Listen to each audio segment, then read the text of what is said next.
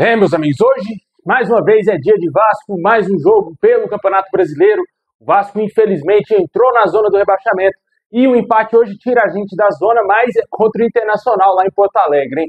Vamos falar bastante do jogo de hoje, vamos falar aí da provável escalação, mudanças drásticas no time titular, também vamos falar da situação de reforço. O Edmar Lopes estaria já na Europa buscando reforço para o Vasco. Muitas coisas para a gente falar no vídeo de hoje, onde você vai poder assistir o jogo do Vasco. Mas antes de começar, deixa o like, se inscreve, ativa o sininho aí para você receber os vídeos postados aqui do nosso canal.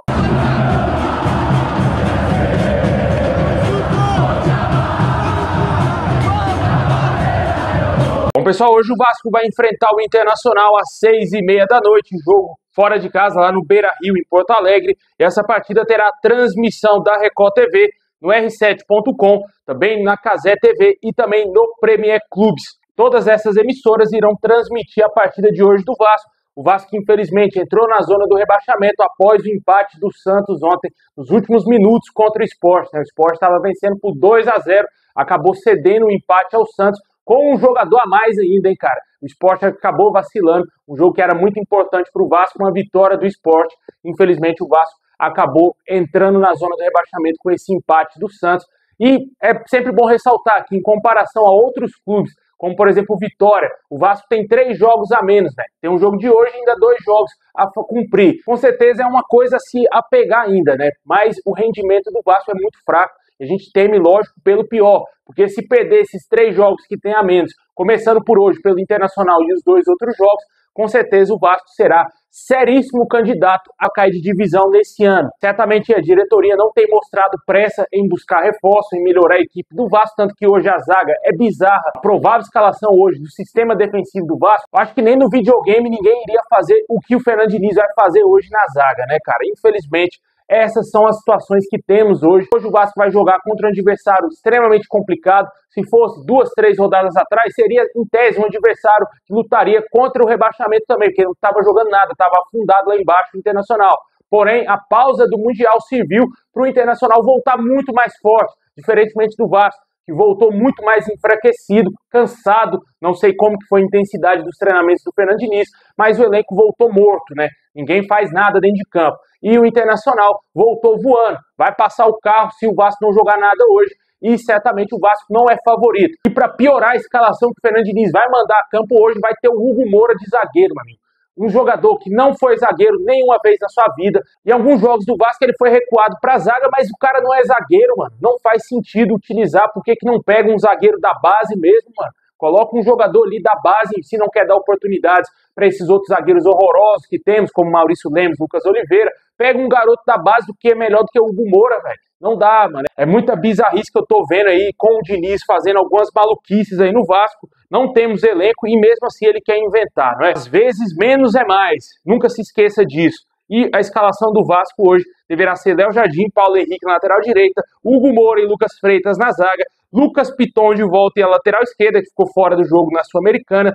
O meio campo com Jair, Tietê e Nuno Moreira, o ataque David, Ryan e Verratti. Esse é o provável Vasco que vai pegar o Internacional de Rocher, Aguirre, Mercado, Vitor Gabriel e Benabei, Thiago Maia, Bruno Henrique, Alan Patrick, Wesley, que está vivendo a grande fase, Rafael Borré e Carboneiro. Esse é o provável Inter que vai também jogar contra o Vasco. E com certeza, como eu falei, o Vasco não é favorito nesse jogo, não adianta. A gente vai torcer, lógico, para a vitória do Vasco. Se acontecer, vai ser como foi o ano passado, né? Que até teve gol do garoto Lincoln, né, mano? Com certeza foi uma grande surpresa aquela vitória no ano passado. E claro, se o Vasco vencer hoje, vai dar um salto ali de distância da zona do rebaixamento. Vamos chegar a 17 pontos conquistados. Vamos chegar à mesma pontuação do Vitória. E com 2 jogos a menos, né? Isso pode ser interessante para o Vasco. O Vasco vai ter que jogar sua vida hoje e tentar neutralizar o Internacional, principalmente o Alan Patrick, que é o principal jogador do time. Se deixar ele solto, acabou, meu amigo. Se deixar o Alan Patrick solto, acabou o jogo. O Vasco não vai conseguir fazer nada. O Internacional vai amassar, vai passar um caminhão em cima do Vasco. Além de tudo isso, ainda tivemos a novidade, né? Enfim, o Thiago Mendes, o único reforço contratado pelo Vasco até agora, fará a sua estreia, talvez se o Diniz colocar ele em campo, né? Ele foi relacionado para o jogo, viajou com a delegação do Vasco lá para Porto Alegre e quem sabe pode fazer sua estreia, enfim, hoje com a camisa do Vasco, né? Um jogador aí que o torcedor tem uma certa expectativa para ele ser titular no meio campo. vai ter que lutar um pouquinho ali por uma titularidade, né? O jogador precisou de muitos dias para readquirir a boa forma física, ainda está sem ritmo de jogo e com certeza não será de imediato que ele entrará no time titular do Vasco. Se ele for titular no jogo de hoje, será uma grande surpresa para todo mundo, mas relacionado ele tá, e quem sabe o Diniz utilize ele durante a partida de hoje, né? E o que nos resta, cara, é torcer para que o Vasco faça um bom jogo e que a postura mude. Porque se jogar da maneira que jogou os últimos jogos, principalmente contra Grêmio e contra Del Valle, que foram jogos em São Januário, o Vasco não vai conseguir ter a mínima chance contra o Internacional. Aquele jogo que a gente tomou 4-0 contra o Del Valle, nem vale a pena mencionar aquela partida, porque o Piton condicionou totalmente o jogo ao ser expulso, né? E mesmo assim a postura do Vasco não foi nada boa e acabou sendo humilhado pelo Del Valle. Mas os jogos que eram acessíveis, que o Vasco tinha condições e obrigação de vencer, caso do Grêmio, que é um concorrente direto para não cair de divisão, e também o Independiente Del Valle, quando muitos torcedores ainda acreditavam que o Vasco tinha condição de reverter o 4-0, o Vasco foi patético, né? Empatou por 1-1 com o Grêmio, empatou por 1-1 com o Del Valle, nem mesmo São Januário fazendo a diferença mais para esse time. E infelizmente a gente tem que confiar nesses jogadores, né? O que resta ao torcedor, porque senão vamos voltar para a segunda divisão, né? Comentem o que você espera desse jogo de hoje, qual o seu palpite, qual o seu placar para Internacional e Vasco, jogo fora de casa.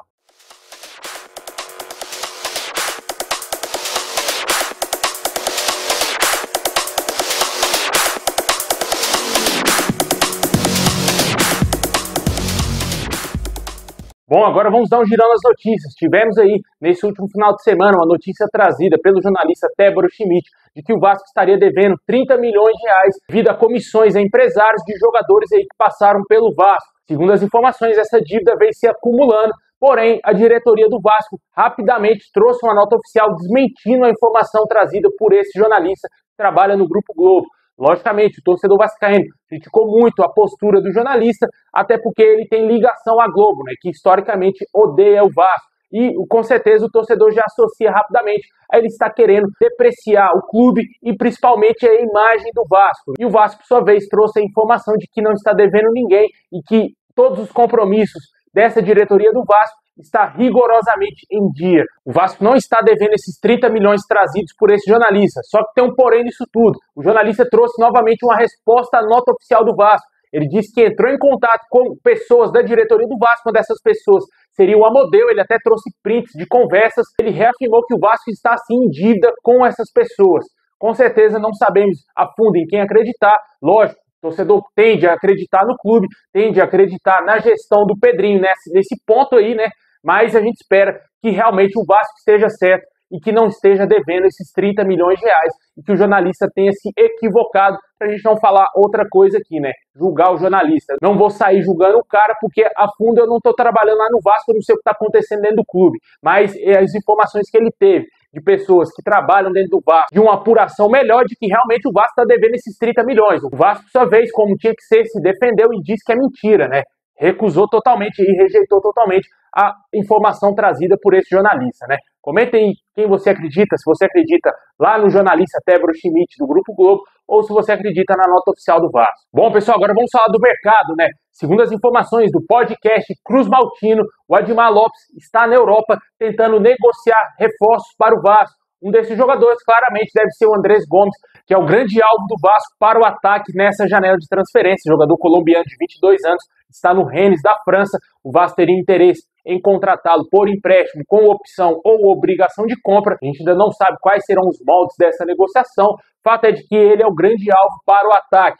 E o Admar Lopes está lá na Europa, certamente deve entrar em contato com o Rennes para tratar dessa negociação. Se o jogador tem interesse em defender o Vasco, se ele quer sair da Europa nesse momento, vai ressaltar que tem outros clubes lá no futebol espanhol interessados nesse jogador, e um desses clubes é o Mallorca. Certamente, se aparecer outros clubes europeus fazendo proposta ao atleta, pode ser que ele fique balançado e queira continuar na Europa. O Vasco vai ter que subir aí, talvez, os salários do atleta e até mesmo pagar alguma quantia ao Rennes pelo empréstimo do jogador, que eu acredito que irá acontecer.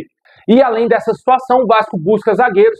Nesses últimos dias, o jornalista Lucas Pedrosa trouxe a informação que o Vasco fez uma proposta oficial para contratar o zagueiro Nino, que está atualmente no Zenit, lá da Rússia, jogador que já trabalhou com o Diniz no Fluminense, e o Vasco fez uma proposta de 5 milhões de euros. Porém, os russos só topam negociar o atleta a partir de 8 milhões de euros.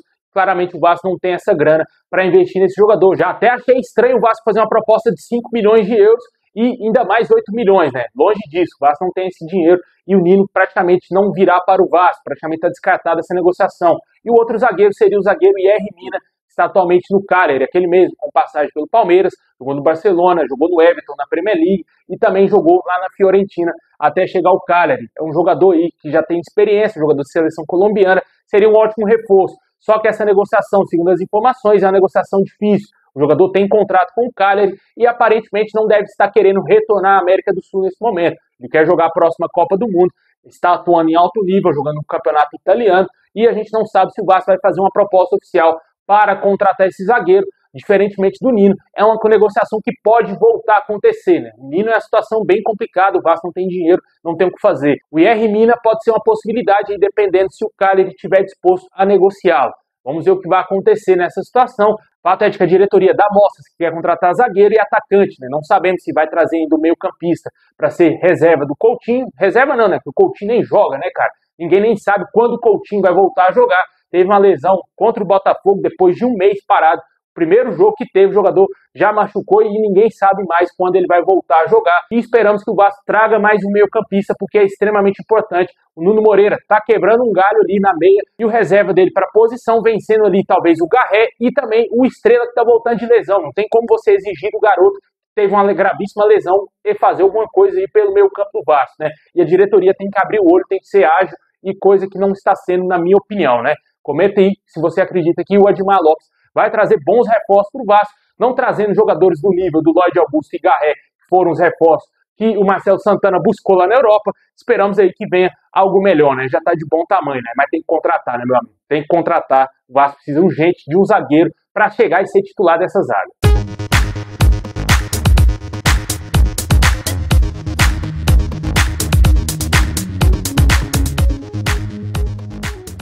Bom, pessoal, esse é o vídeo de hoje. Valeu demais. Deixa aquele like, se inscreve, ativa o sininho. Forte abraço.